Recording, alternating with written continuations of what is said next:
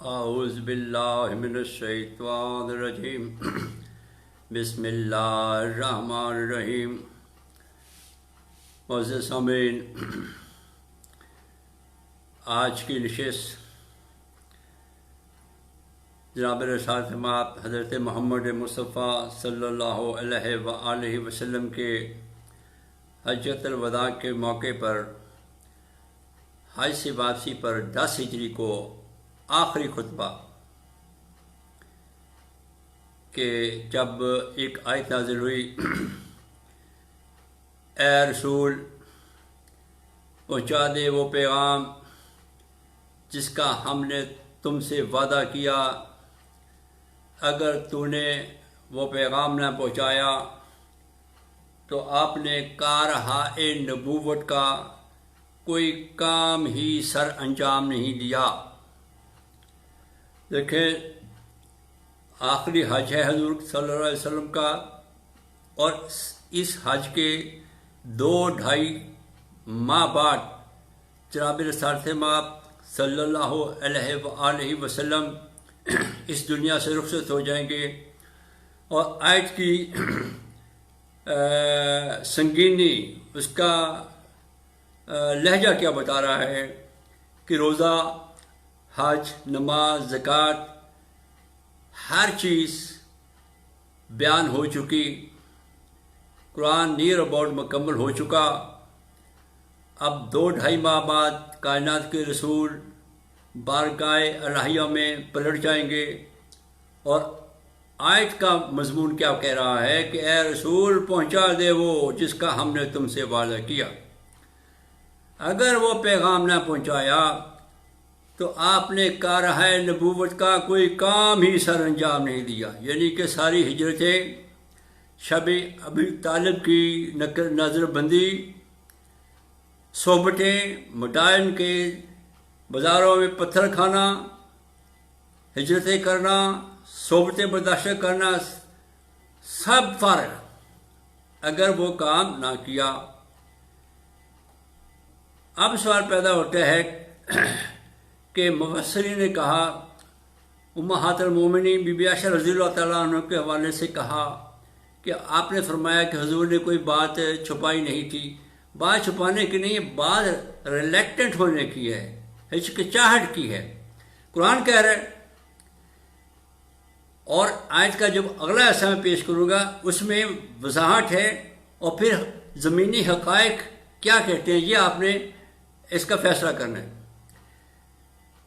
اے رسول پہنچا دے وہ جس کا ہم نے تم سے وعدہ کیا، اگر وہ پیغام نہ پہنچایا تو نے کارہائے نبوت کا کوئی کام بھی سر انجام نہیں دیا۔ یقیناً تیرا اللہ تجھے لوگوں کے شر سے بچا لے گا۔ یہ ہے آج کا اہم حصہ۔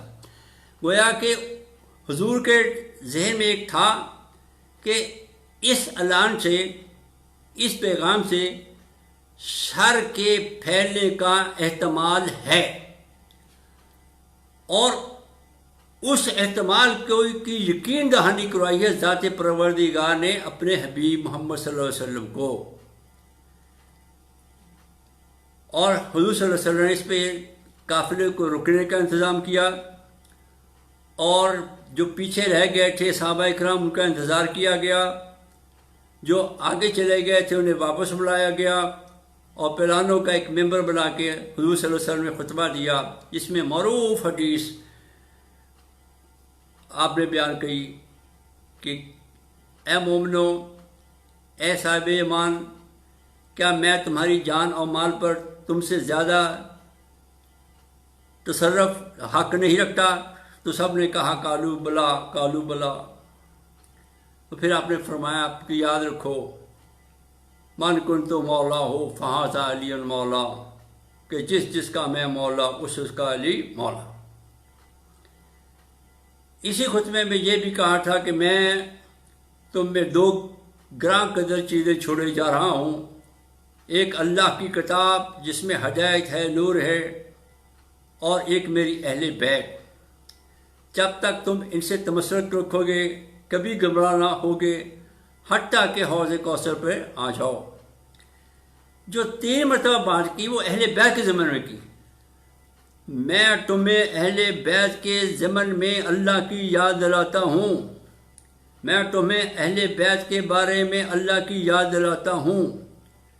گویا حضور صلی اللہ علیہ وسلم پر یہ بات واضح تھی کہ ایک تو اس اعلان سے اللہ نے ولایت علی ابن ابی طالب سے سر کے پھوٹنے کا احتمال ہے.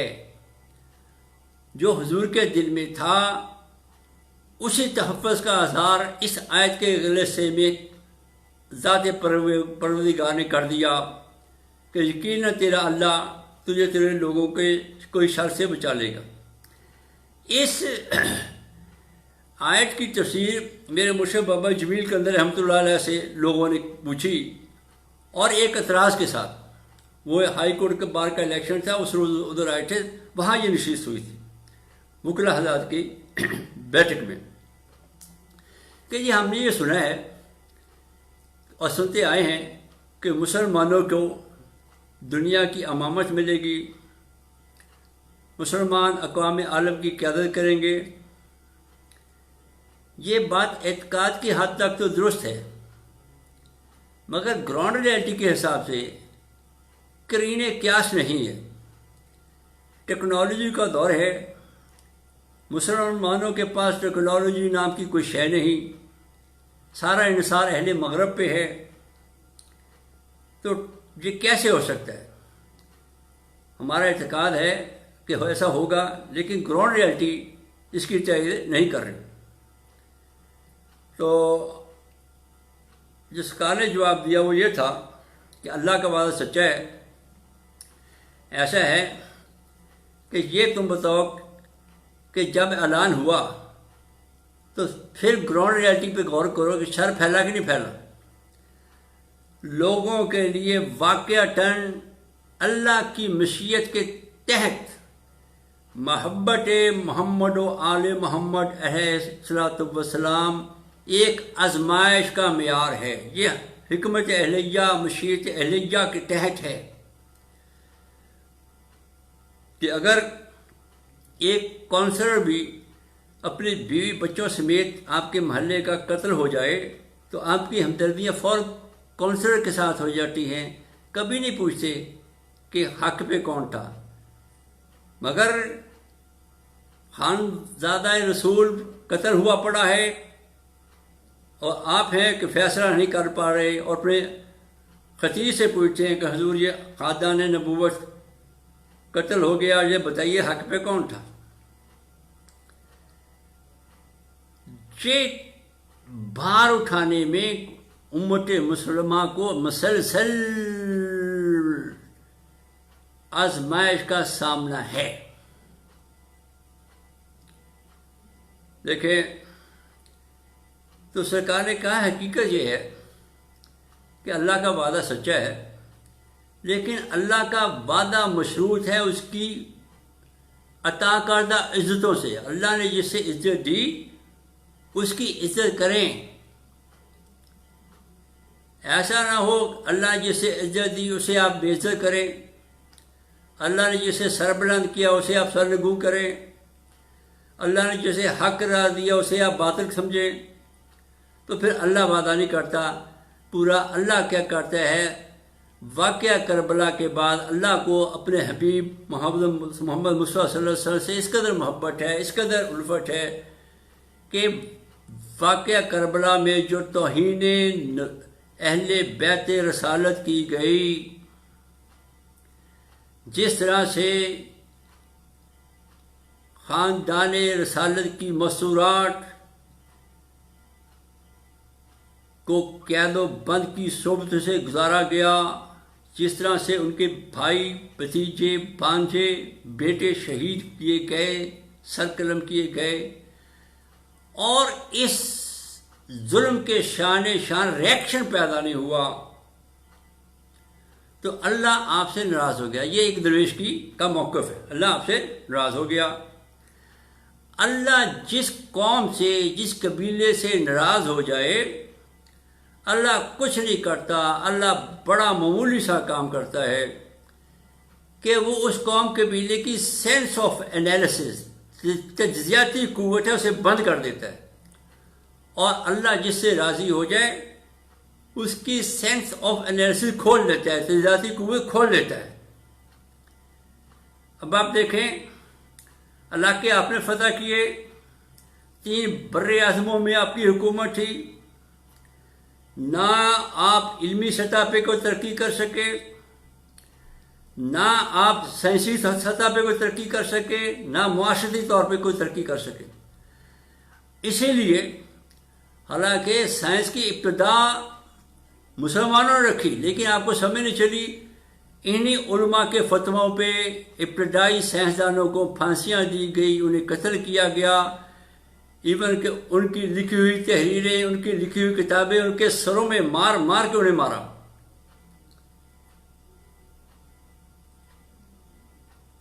یہ برِ صغیر میں 100 سال گورنمنٹ کی ہے برطانوی حکومت نے، اس کے اثرات، اس کی لگائی ہوئی فلاح و بہبود اور ترقی معاشرہ کی اسکیمیں آج تک قائم ہیں۔ بے شک آپ کی یہ ٹوائلٹ ٹریننگ کا مرحلہ کیوں نہ ہو، لیکن ایٹ دیٹ ٹائم دوسری اقوام ڈارک ایجز میں تھی، ہمارا دور لگ گیا، ہم نے اسلام کب زر زمین کے لیے فتوحات کی، جب مال و اسباب کی ریل پیل ہو گئی تو ہم اللہ اور اللہ کے رسول کو بھول گئے، اور 300 سال تک اہل بیت کو نظر بند رکھا گیا۔ تو بھائی اللہ آپ سے ناراض ہے، اللہ راضی تب ہوتا ہے اگر اللہ کی وضع کردہ عزتوں کی عزتیں کرے۔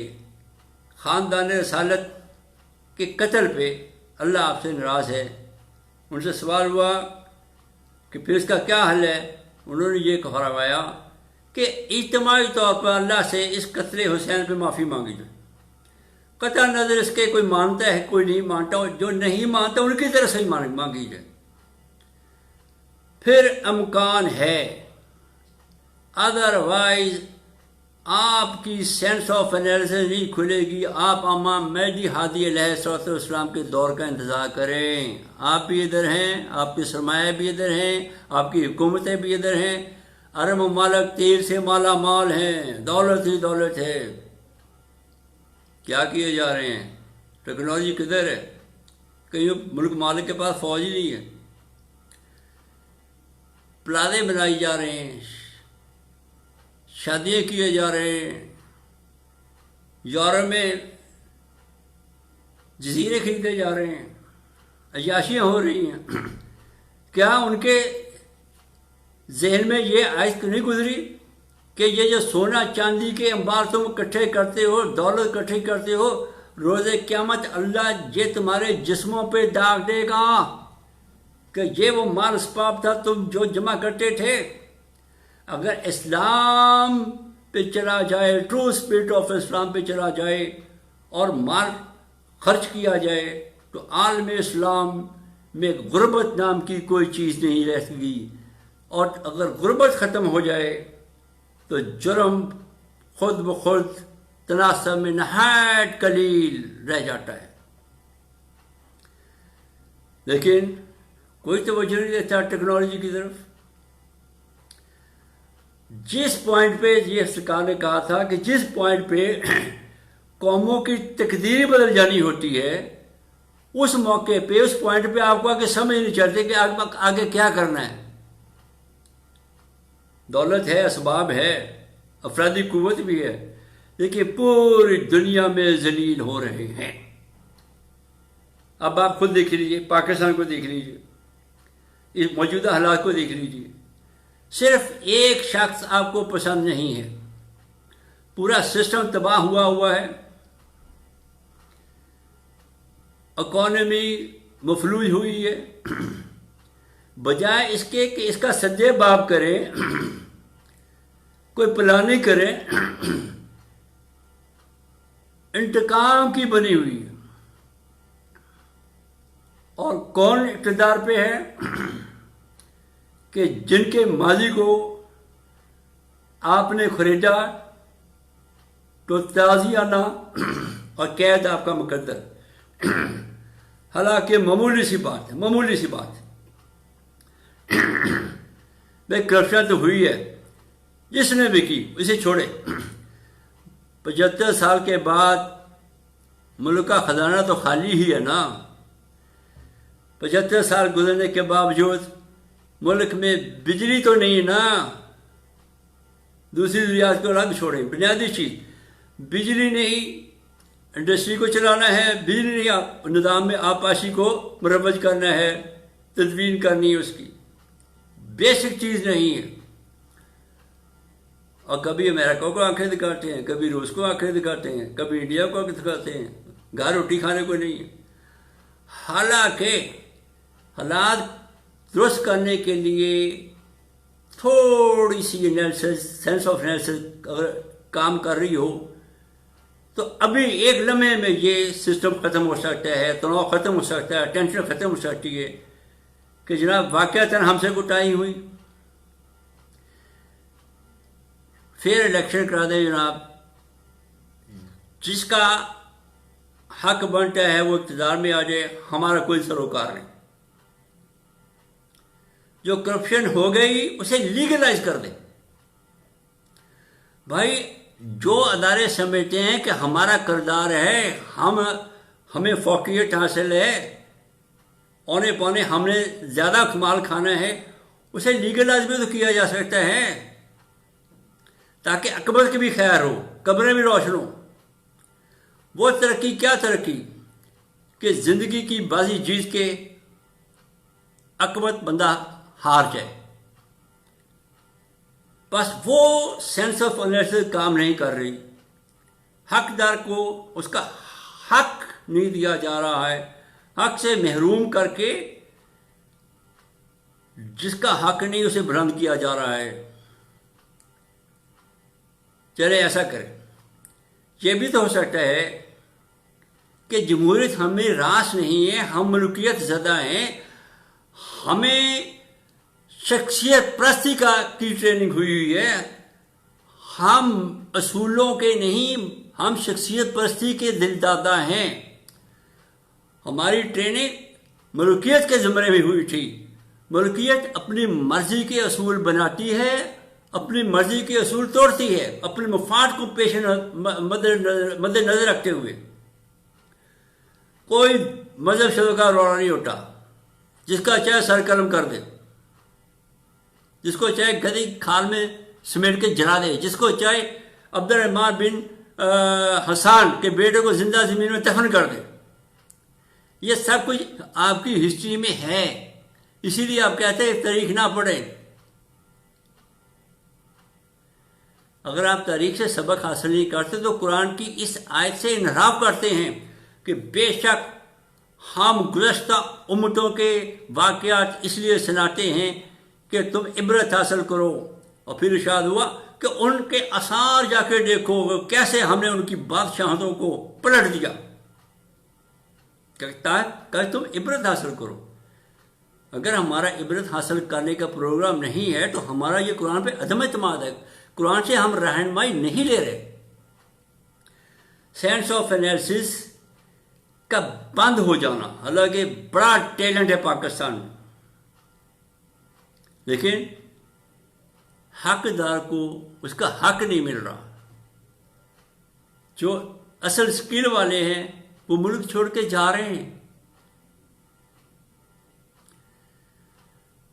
آپ کو اگر یہ ملک عزیز ہے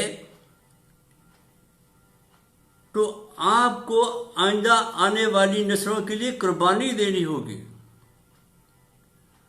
اور اپنے مفادات کو پس پش ڈالتے ہوئے اجتماعی مفاد کی خاطر، ملکی مفاد کی خاطر اقدامات کرنے ہوں گے۔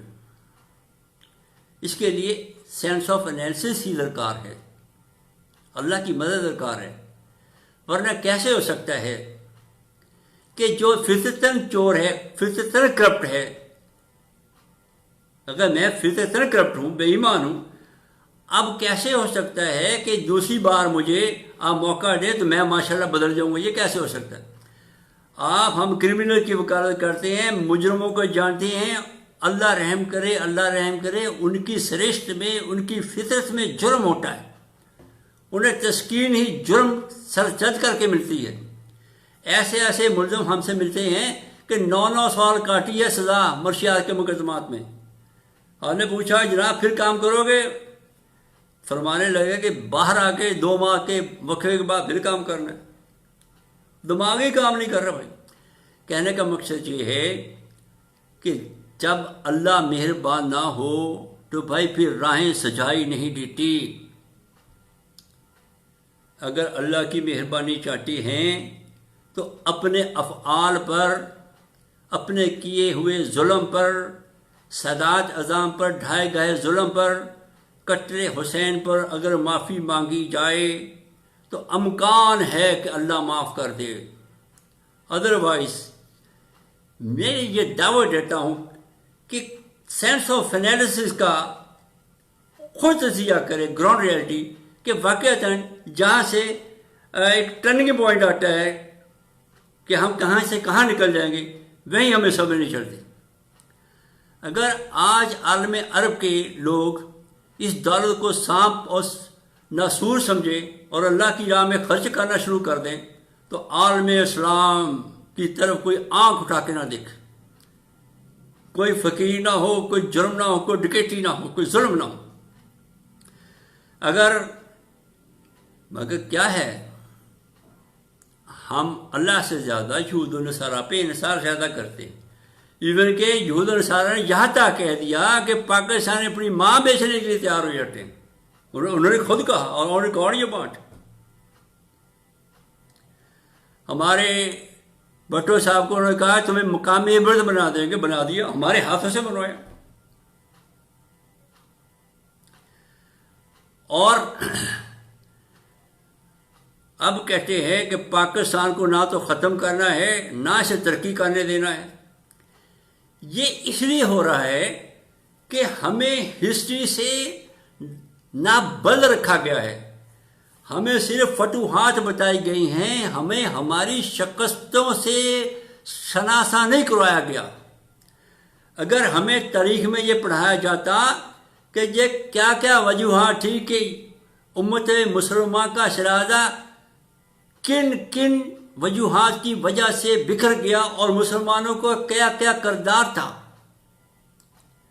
یا مغلیہ پہ دور کے لگا لو، اس مغلیہ دور انڈو پاک میں ہی یہ مسلمان مغلوں کی حکومت تھی، اس سے پہلے سلاطین تھے، لیکن بنیادی طور پر بزنس ہندو کے ہاتھ میں تھا۔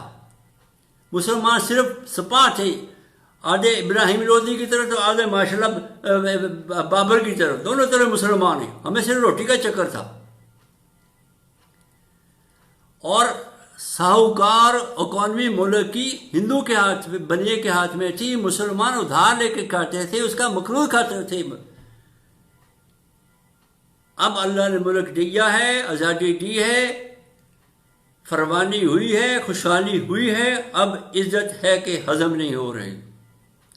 ہمیں بتاتے نا، اگر آج ہوتے ہندو، ادھر ہوتے سکھ، ایک جوتی اوپر ایک رکھڑے ٹھلے، اور ہم نے صراط مستقیم بھی ہونا، سیدھا راستہ بالکل۔ اب وہ جوتا پیچھے سے ہٹ گیا ہے، اور ہم ہیں کہ اپنوں کو قتل کر رہے ہیں، اپنوں کے گھر لوٹ رہے ہیں، اپنوں کو اغوا کر رہے ہیں، اور غیروں کے آگے ہتھیار ڈال رہے ہیں، قرضے مانگ رہے ہیں۔ یہاں تک کہ سینس آف ریئلٹی یہاں تک کمی ہے کہ اگر بڑی طاقت ہے، آپ کے سائنسدان کو مانگا کسی ہمارے والے کو، تو وہ بھی تیار ہو گئے تھے ماشاءاللہ۔ وہ اس لیے تیار ہو گئے تھے کہ ہمیں قومیت نہیں ہے، ملک سے کوئی سروکار نہیں ہے، بس اللہ کا دیا ہوا نام ہے۔ بے قدری ہو رہی ہے، بے قدری اس لیے ہو رہی ہے کہ ہمیں بتایا نہیں گیا کہ ہم جوتے کھانے والی قوم ہیں، ہم بہت پسی ہوئی قوم ہے، ہمیں ملوکیت نے مارا، ہمیں ہندو مت نے مارا۔ بھائی اس ملک کی قدر کرو، اس آزادی کی قدر کرو، وگرنہ اقوام کے پاس وہ جوتا وہ چھتر اب بھی موجود ہے. اس سے بڑی سینس آف انالیسس کیا ختم ہوگی کہ جن قوموں سے اللہ نے منع کیا تھا کہ ان سے دوستی نہ کرو، حکم یہود و نصارہ سے دوستیاں نہ کرو، ہم ان کے ملکوں کی شہریت لینے کے لیے تیار ہیں، نیشنلٹی مل جائے، نوکریاں کرنے کے لیے تیار ہیں، اور عربیہ کیا ہو سکتا ہے. تو کہنے کی بات یہ ہے کہ درویش نے یہ بات کی کہ آیت کے ضمن میں واقعتاً مقام محمد و آل محمد علیہ السلام قوم کے لیے آزمائش ہے. ہو سکتا ہے، اور بھائی صاحب ملو ملی حسین کو کسی فرقے کا نہ بناؤ، جیسا رسول آپ کے صلی اللہ علیہ وسلم ویسے اہل بیت آپ کے. اجتماعی طور پہ اللہ کی بارگاہ میں معافی مانگنے کی، اور دوسری یہ کہ سادات اعظام کی عزت کریں، اس لیے کہ ہم نے انہیں بے وطن کیا. چلیں سر دست ایک اور آیت ذہن میں آ گئی. یہ ایک آیت ہے جس کی وضاحت تھوڑی سی ڈاکٹر اسرار نے کی تھی، اس کے آگے میں چلتا ہوں. اور شاید خداوندی ہے کہ اگر تم میرے دیے یہ مفہوم ہے کا دیے ہوئے سسٹم پہ، میری دی ہوئی تبلیغ پہ، میرے عطا کردے نظام پہ، میرے قرآن پہ عمل پیرا نہیں ہوگے تو اللہ تمہاری جگہ دوسری قوم کو لے آئے گا، تبدیل کر دے گا. گراؤنڈ ریالٹی کے مطابق ڈاکٹر اسرار صاحب نے، اگر ان کا آپ ایک کلپ دیکھے تو انہوں نے کہا کہ ایک تو اس آیت کا اطلاق ہو گیا کہ عرب میں اسلام آیا مگر عربیوں نے خاص توجہ نہ دی، اور پھر عجم کے تھرو اسلام پھیلا. یہ سہاستا تھا کہ جتنے بھی کتب ہیں ائمہ اربع ہیں یہ سر اجمی ہیں بجوز امام مالک کے. تو ایک تو ہو گیا اس آیت کا اطلاق کہ عرب، حالانکہ قرآن عربی میں آیا تھا، ان کی زبان تھی، اس کے اطلاق نہیں کیا تو پھر وہ عرب سے عجم میں منتقل ہو گیا. اب ایک بڑے اسکالر کی یہ کہا ہے نا یہ بات، اب مجھے کہنے کی یہ ضرورت ہوئی ہے کہ میں اسے آگے بڑھاؤں. زمینی حقائق یہ بتا رہے ہیں کہ اسلام عجم سے بھی نکل کر اہل یورپ میں چلا گیا ہے، مغرب والے دھڑا دھڑ اسلام قبول کر رہے ہیں. آپ فارغ ہوں گے تو قید کہہ رہی ہے اگر عمل پیرا نہیں ہوگے، اگر میری اطاعت نہیں کرو گے، اس قرآن سے ہدایت نہیں لوگے تو اللہ تمہاری جگہ دوسری قوم کو تبدیل کر دے گا، دوسری قوم لے آئے گا. تو امکان ہے، بطور احتمال گفتگو ہو رہی ہے کہ یہ جو دھڑا دھڑ اہل مغرب اسلام قبول کر رہے ہیں ان کی ٹریننگ ہم سے پہلے بہتر ہے. وہ پہلے ہی شخصیت پہ اصولوں کو ترجیح دیتے ہیں، اور قرآن بھی یہی کہتا ہے. قرآن تو یہ کہہ رہا، آپ نے یہ کہا جی فلاں صاحب نے حضور کا دور دیکھا، وہ جو مرضی کرے اللہ اسے راضی ہو گیا.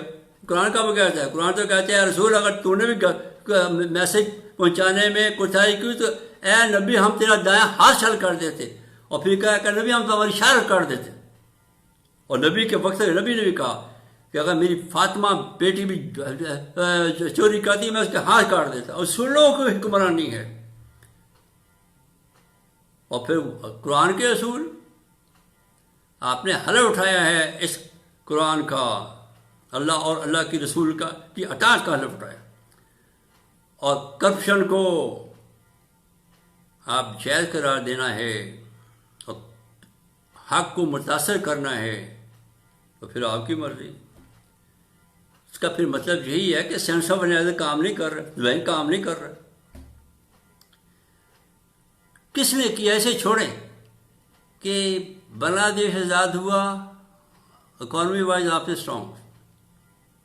آئیے بات لکھ لیں، انشاءاللہ اگلی حکومت جو آئے گی 5 سال بعد جو تقریر ہوگی وہاں یہ بات کلیئر ہوگی کہ میں نے ماشاءاللہ کوئی ڈیم نہیں بنایا، انشاءاللہ کوئی بجلی نہیں آئی. یہ جو آلریڈی بن رہا ہے وہ اس کو چھوڑیں. اس کا یہ ہے کہ آپ کو جمہوریت بارے میں نہیں ہے تو آپ اس کا کوئی نیا پلان کریں، ڈیزائن نہیں کر رہے. ایسا بھی ہو سکتا ہے کہ غالب اکثریت امیچور ہے، الٹریٹ ہے، تو یونین کونسل کی حد تک الیکشن رکھیں، بس دیٹس آل. یونین کونسل کی حد تک الیکشن رکھیں. اگر وہ ادارے جو سمجھتے ہیں ہم نے ہر حق کی قیمت پہ مداخلت کرنی ہے اور جانبداری قائم کرنی ہے، بھائی جی قرآن و سنت کو لے کے آ جاؤ، جانبداری قائم کرو، اس کرپشن کو لیگلائز کر لو، اپنے حق میں بھی دیکھو، زیادہ پیسے لے لو. لیکن اگر مراد یافتہ طبقے قائم کرنے ہیں کہ ایک جج ہے ماشاءاللہ 12 لاکھ روپیہ تنخواہ ہے، ایک گاڑی اس کے لیے، ایک گاڑی اس کی فیملی کے لیے، گھر کی رہائش فری، بجلی فری، ٹیلی فون فری، پیٹرول فری، غربت تو ہے میرے پیچھے. اور 4-5 لاکھ اس کی پینشن بنتی ہے. جج مر گیا، اس کو چھوڑو، اس کی بیوی پینشن کھائی ہے. اس کی بیوی جج تھی، جبکہ بے روزگاری انتہا بھی ہے، لوگ خودکشیاں کر رہے ہیں، لوگ ملک چھوڑ کے جا رہے ہیں. اینی ہو، بات کہنے کا مقصد یہ ہے کہ اس آیت کی روشنی میں دیکھیں کہ ایک تو خام خواہ اہل بیت سے بغض نہ رکھیں فرقہ واریت کی بنیاد پہ، کیونکہ آیت کہہ رہی تھی کہ شر کا احتمال ہے، حضور کے رویے میں تھا، اور اللہ نے حضور کو ضمانت دی. صرف یہ الفاظ بابا جلیل کے اندر رحمۃ اللہ کہ یہ ضمانت اللہ نے اپنے حبیب کو دی تھی شر سے محفوظ رکھنے کی، بلکہ اس کے بعد جو بھی محمد و آل محمد سے محبت کا اظہار کرے گا اسے شر گھیرے گا. حال ہی میں تم دیکھ لو مولانا طارق جمیل صاحب، ضیاء اللہ شاہ بخاری ماشاء اللہ صاحب وال کے، یا دیگر حنیف قریشی صاحب، انہوں نے کیا کیا ہے؟ صحابہ اکرام کے بارے میں ان کا جو عقیدہ تھا ان میں ذرا برابر فرق نہیں آیا، لیکن صرف تائید محمد و آل محمد علیہ السلام کی، اہل بیت کی تائید کی ہے. لوگ انہیں کافر کر رہے ہیں، ان کے خلاف بول رہے ہیں، انہیں گالیاں دے رہے ہیں. شر نے گھیرا ہی نہیں گھیرا. یہ تفکر کی باتیں ہیں بھائی صاحب. اہل بیت کو میرے رشتہ دار نہیں ہیں، یہاں کوئی ذات برادری کی بیس پہ کہہ رہا ہوں. بات کامن سینس کی بات ہے. اگر ایک درویش نے کہی ہے تو اسے آزما کے دیکھ لیں. اللہ کی بارگاہ میں قتل سادات پہ، قتل محمد و آل محمد، قتل حسین پہ معافی مانگے اجتماعی طور پہ کہ اللہ میاں ہم سے کوتاہی ہو گئی، ہمیں معاف کر دے. جو وکالت کر رہے ہیں سٹل آل محمد کے خلاف ہیں، یزید کی وکالت کر رہے ہیں، ان کی طرف سے بھی معافی مانگتے ہیں تو شاید کام بن جائے. ادروائز دوسری بھی اٹھے اٹھے سی بھی اٹھے دیکھی جاؤں. بہترین معاشرے کی تقریریں ہو سکتی ہیں، اور انقلاب لانے کے لیے سیمینار ہو سکتے ہیں. انشاءاللہ انقلاب کوئی نہیں آ سکے گا. غلط فہمی میں مبتلا ہے. جب تک سینس آف انالیسس اللہ نہیں کھولے گا بہت مشکل، ناممکن حد تک. آپ کی 2 عمریں ہیں، 2. اگر اسلام کی عمر دیکھنی ہے تو 15 صدیاں ہو گئی ہیں نیئر اباؤٹ. اگر پاکستان کی ایج دیکھنی ہے تو 75 سال. دونوں عمریں میچورٹی کے لیے، عبرت حاصل کرنے کے لیے، حادثات سے سیکھنے کے لیے کافی ہیں. اگر پھر بھی آپ کو راستہ سجائی نہیں دیتا تو پھر اللہ کی بارگاہ میں استغفار ہی کرے، معافی دے دے پاس پر. نہ لو عمران کو یار، کیا ہوا؟ وہ پلان اور کر لو بھائی، جوڈیشری مل جائے، آرمی مل جائے، ٹیکنوکریٹس مل جائے، ملک کو اٹھا دیں. یہ اٹھے گا نہیں. ہاں ایک میسیج یہ تھا، یہ بھی اللہ والے کا میسیج ہے کہ پاکستان قائم رہنے کے لیے بنا، کسی نہ کسی صورت میں یہ قائم ہی رہے گا، ماں سوائے ایک ساتھ کے وہ ڈھیلی ڈالی ہو جائے گی. نہیں ہو وہ دور کی بات ہے. سر دس میرا موضوع یہی تھا کہ سینس آف انالیسس آیا بند ہو جاتی ہے بندے کی اس ٹرننگ پوائنٹ پہ کہ جہاں معمولی سا اگر پوائنٹ چینج کر دے تو قوموں کو عروج حاصل ہو جائے اور وہیں ہمیں سمجھ نہ چلے. یہ بات درست ہے یا اہمی احتمال ہے جو ڈسکس ہونا چاہیے. اس میں بھائی کوئی دین میں کوئی خطرہ نہیں، کوئی نمبر بازی نہیں، کوئی ڈرامے بازی نہیں، ٹھیک ہے نا. آپ تسلیم کریں کہ ہماری وجہ سے اسلام کا نقصان ہوا، ہماری جھوٹ بولنے کی وجہ سے، ہماری کرپشن کی وجہ سے، ہمارے سرنگو ہوئے سرنگو ہیں کہ لوگ ہمیں کرپٹ نیشن کے حوالے سے جانتے ہیں، جبکہ اللہ کا بہترین دیا ہوا نظام ہمارے پاس، جسے ہم خاطر میں نہیں لاتے۔ تو اس فارمولے پہ کر کے دیکھیں اور اللہ کی بارگاہ میں معافی مانگ کے دیکھ لیں۔ وآخر دعوانا الحمدللہ رب العالمین۔